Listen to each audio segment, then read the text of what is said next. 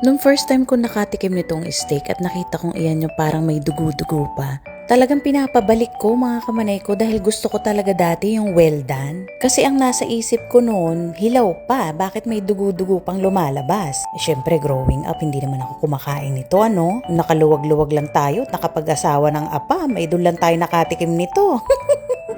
Tapos nung pinatikim sa akin ng mister ko tong medium, hala ang sarap at ang juicy talaga mga kamanay ko. At talagang mas malambot siya kumpara mo dun sa well done na dry na dry na. Then sabi ng mister ko, hindi daw dugo yung mga juice na yan. Myoglobin daw ang tawag dyan, protein na nakikita sa muscle ng baka. Yan daw ang nag-i-stores ng oxygen sa muscle tissue.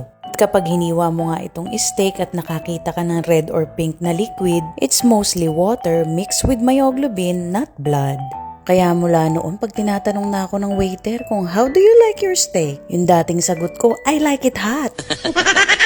O, diba? Syunga-syunga lang. Anyway, magmula nga noon ay lagi ko nang sinasabi medium ang gusto ko. Natutunan ko na rin kung paano ang pagluto nito. Dapat talaga ay babantayan mo para hindi rin ma-overcook. Anyway, sana matry nyo din to mga kamanay ko. Mapagpalang araw sa inyo. Mag-iingat kayo palagi. God bless. Bye!